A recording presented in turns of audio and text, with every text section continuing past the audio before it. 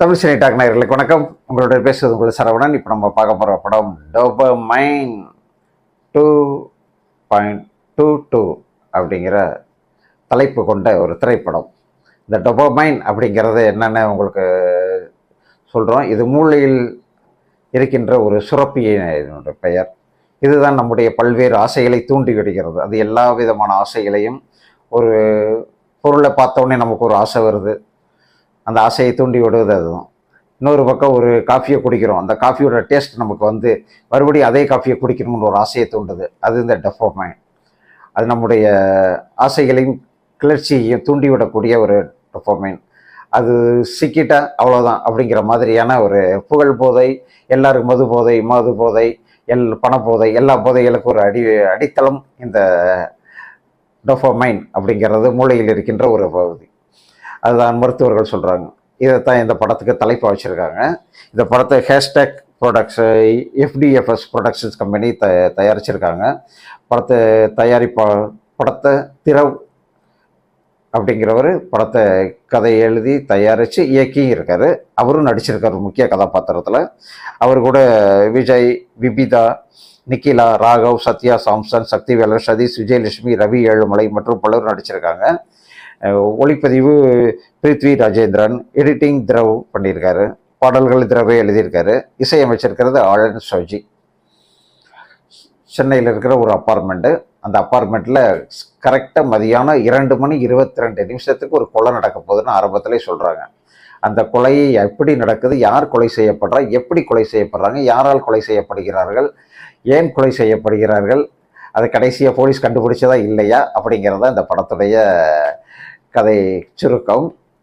அந்த அப்பார்ட்மெண்ட்டில் ஒரு 4 கதை அந்த அப்பார்ட்மெண்ட்டை சுற்றி நடக்குது. அப்பார்ட்மெண்ட்டை சம்மந்தப்படுத்தி அந்த அப்பார்ட்மெண்ட்டில் இருக்கிற ஒரு ஃபேமிலி வந்து ஹஸ்பண்ட் அண்ட் ஒய்ஃபு இன்ஸ்டாவில் பயங்கர ஃபேமஸ்ஸு. அவங்க இன்ஸ்டாவில் டெய்லி ஏதாவது ஒரு ரீல்ஸ் போட்டுக்கிட்டே இருக்காங்க ஹஸ்பண்ட் அண்ட் ஒய்ஃபு. அந்த ஒய்ஃபோட முழு நேரமும் இதுதான் தொழில். அந்த ஹஸ்பண்ட் வந்து ஒய்ஃபை கண்டிக்க முடியாமல் அந்த ஒய்ஃப் கூடயே அவரும் சேர்ந்து ஜல்ரா போட்டு போட்டிகிட்டு இருக்கார். இன்னொரு பக்கம் யூடியூப்பில் சமையல் கலை நிபுணையாக இன்னொரு ஒருத்தங்க இருக்காங்க. அவங்க அந்த பொண்ணோட ஹஸ்பண்ட் வந்து வெளிநாட்டில் இருந்து சம்பாதிச்சு கொடுக்குறான். அந்த பொண்ணுக்கு ஒரு பையன் இருக்கான். பையன் போய் 8ஆம் கிளாஸ் படிச்சுக்கிட்டு இருக்கான். ஆனால் அவன் வந்து செல்ஃபோனில் அடிக்ட் ஆகிட்டான். செல்ஃபோனு கேம்ஸுக்கும் சீட்டு விளையாடுறதுக்கும் ரொம்ப ரொம்ப அடிக்ட் ஆகிட்டான்.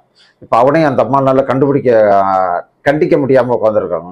இன்னொரு பக்கம் அதே அப்பார்ட்மெண்ட்டில் இருக்கிற மதுசூதனன் அப்படிங்கிறவர், அவரோட ஒய்ஃபு இப்போ மகளில் அவரை விட்டு பிரிஞ்சு போயிட்டாங்க. இவர் எந்த வேலைக்கு போக மாட்டார். ஆனால் சார் ஒவ்வொருத்தருக்கா ஃபோன் போட்டு ஒய்ஃபுக்கு உடம்பு சரியில்லை, பிள்ளைக்கு உடம்பு சரியில்லை, வீட்டு வாடகை கொடுக்க முடியல, அப்படி இப்படின்னு ஒவ்வொருத்தர்கிட்டையா காசை கடன் வாங்கி சீட்டு விளையாட்டில் தொலைக்கிறாரு. இது ஒரு கேரக்டர். இன்னொரு பக்கம் அதே ஊரில் ஒரு பொண்ணை ஒரு 2 பேர் காதல் பண்ணிக்கிட்டு இருந்தாங்க, பொண்ணும் பையனும். திடீர்னு அந்த பொண்ணு அந்த பையனுடைய அப்ரோச்சை பிடிக்காம நான் உன்கிட்ட இருந்து விலகுறேன்னு சொல்கிறான். ஆனால் அந்த பையன் விடாமல் இவ்வளோ டார்ச்சர் பண்ணிக்கிட்டு இருக்கான். இப்போ அது வீடு தேடி அந்த அப்பார்ட்மெண்ட்டுக்குள்ளேயே வந்து அவரை டார்ச்சர் பண்ணுற அளவுக்கு வந்துக்கிட்டு இருக்கான். இன்னொரு பக்கம் அதே அப்பார்ட்மெண்ட் இருக்கிற பகுதியில் ஒரு பொண்ணு காணாமல் போச்சு. இப்போ அந்த பொண்ணை கண்டுபிடிக்க வேண்டிய பொறுப்பு அந்த அப்பார்ட்மெண்ட் பகுதி இருக்கிற போலீஸ் ஸ்டேஷன் இன்ஸ்பெக்டருக்கு வருது. இப்போ அவர் அதை கண்டுபிடிச்சாக வேண்டிய கட்டாயத்தில் இருக்கார். இன்னொரு பக்கம் இந்த 4 குடும்பத்திலையும் ஒவ்வொன்றா நடந்துக்கிட்டே போகுது. இந்த நடந்துக்கிட்டே போய் கடைசி அந்த 2:22 யார் கொலை செய்யப்படுறா அப்படிங்கிறத ஒரு சஸ்பென்ஸ் த்ரில்லராக அந்த படத்தில் காட்டியிருக்காங்க. அந்த 2:22 வரைக்கும் அந்த அப்பார்ட்மெண்ட்டை சுற்றி அப்பார்ட்மெண்ட்டில் என்ன நடக்குது அப்படிங்கிறத ஒவ்வொரு ஃபேமிலியிலையும் என்னென்ன செய்கிறாங்க, எப்படி கொலை வரைக்கும் யார் போகிறா அப்படின்னு சொல்லி காட்டுறாங்க. இப்போ அதுதான் இந்த சுவாரஸ்யமான ஒரு விஷயம். அதுலேயும் ரொம்ப சுவாரஸ்யம் அந்த மதுசூதனன் அப்படிங்கிற கேரக்டரில் நடித்த இயக்குனர் திரவ், அவருடைய கேரக்டர் ரொம்ப சுவாரஸ்யமானது. மனுஷன் அழகாக குச்சி மிட்டாயை சாப்பிட்டுக்கிட்டு ஒவ்வொருத்தருக்கா பணம் போட்டு மச்சு பொண்டாட்டி ஆஸ்பத்திரியில் சேர்த்துட்டேன், 60,000 பணம் கட்டணும், கொஞ்சம் பணம் கொடு அப்படின்றாரு. இன்னொரு இடத்துல அடுத்தவனுக்கு பணம் போட்டு எப்பா கையில் சுத்தமாக பணம் இல்லை, பாப்பாவுக்கு ஸ்கூல் ஃபீஸ் கட்டணும், காசு கொடுக்கணும், ஒவ்வொரு இடத்துலையும் ஒவ்வொரு பொய்யா சொல்லி அலட்டிக்காமல் நடித்து காசு வாங்குறா இருந்தாலும். இன்னொரு பக்கம் இந்த சமையல் கலை நிபுணி, அந்த பக்கம் அந்த பையனுக்கு நடக்கிற சண்டை உருவாங்க டக்கப் வாரு. அவன் என்ன சொன்னாலும் மதிக்க மாட்டேங்கிறான், கேட்க மாட்டேங்கிறான், பயப்பட மாட்டேங்கிறான். இவங்க கத்துறாங்க, கத்தி குவிக்கிறாங்க, அது ஃபோனை தொடவே கூடாது, ஃபோனை உனக்கு வாங்கியே தரக்கூடாது அப்படிங்கிறாங்க. ஆனாலும் இந்த பையங்க அதை அலட்சியப்படுத்திட்டு போயிட்டு இருக்கிறான். இன்னொரு பக்கம் இந்த இன்ஸ்டா கப்புள்ஸ் வீட்டுக்கு ஒருத்தர் வந்து வாசல் நின்றுட்டு உங்களோட நான் சேர்ந்து ரீல்ஸ் போடணும் ஆசையாக இருக்குது, என்னை உள்ளே விடுங்க, கதவை திறங்க அப்படின்னு சொல்ல அந்த பொண்ணு போலீஸ்க்கு போகாமல் அவங்க வீட்டுக்காரனுக்கு பணம் போட்டு சொல்லி அவன் லைவாக போட்டு காட்டுன்னு சொல்லி லைவாக போட்டு காட்டி போலீஸுக்கு இருந்தால் இந்த பிரச்சனை முடிஞ்சிருக்கோம். போலீஸுக்கு போகாமல் அவங்களே இதை ரீல்ஸாக காட்டி மறுபடியும் இதை ரீல்ஸ் ஆக்குறாங்க. ரீல்ஸ் ஆக்கி அவங்களுடைய பேர் பிரபலப்படுத்துறதுக்காக செய்கிற அந்த சேட்டை அந்த பையன் ரொம்ப சிறப்பாக நடிச்சிருக்காங்க. அப்புறம் அந்த பொண்ணு வந்து காணாமல் போன அந்த பொண்ணோட முடிவு ரொம்ப சோகமான ஒரு முடிவு. ஆனால் அதில் ஒரு விஷயம் சொல்லியிருக்காரு, அறிமுகம் இல்லாதவங்க யார் இருந்தாலும் 25 வருஷமாக உங்களை கஷ்டப்பட்டு வளர்க்குறாங்க, யார் அம்மா அப்பா வளர்க்குறாங்க. ஆனால் திடீர்னு யாருமே வேணாம் அப்படி சொல்லிட்டு யாரோ ஒரு புதுசாக வந்து ஒருத்தனோட நம்பி எப்படி போகிறாங்க, அதனுடைய விளைவுகள் என்ன அப்படிங்கிறத கொஞ்சம் யோசிக்கணும் அப்படிங்கிறதுக்காக இளம் பெண்களுக்கான ஒரு அறிவுரையாக அந்த படத்தில் இந்த காட்சியை ஒன்று சொல்கிறாங்க. மற்றபடி இந்த படத்தில் நடித்த அத்தனை பேருமே ரொம்ப சிறப்பாக நடிக்க வைக்கப்பட்டிருக்காங்க. அதில் எந்த சந்தேகமும் இல்லை.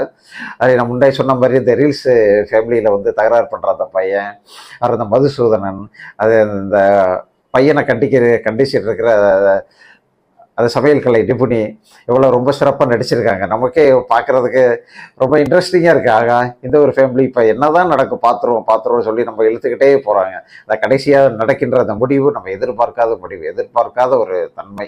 நிச்சயமாக ஒரு அடிக்ட் சின்ன குழந்தைகளை வளர்க்கும்போது கூட நம்ம பார்த்து பத்திரமா தான் வளர்க்கணும், அவங்களுடைய எதுலையும் அடிக்ட் ஆகாமல் பார்த்துக்கணும் அப்படிங்கிறது தான் அந்த படத்தில் அவர் சொல்லியிருக்கிற ஒரு நீதி. எந்த இடத்திலும் அது போதை என்பது அது மூளையில் இருக்கிறது. அது ஒரு இடத்துல நீங்கள் ஒரு விஷயத்தை திரும்ப திரும்ப திரும்ப செஞ்சு பழகிட்டீங்கன்னா அது உங்களை விடவே விடாது.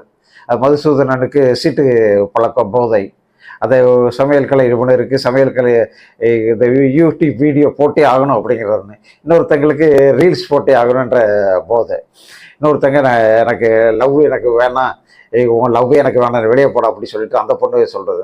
ஆக மொத்தம் எல்லாருக்குள்ளேயும் அந்த டெப்போமைன் செய்கின்ற சதி வேலை அது கடைசி எங்கே போய் முடியுது அப்படிங்கிறதுக்காக தான் இந்த படத்தில் அழகான திரைக்கதை வசனம் எழுதி இயக்கியிருக்காரு திரவ். நிச்சயமாக அவரை ரொம்ப பாராட்டணும்.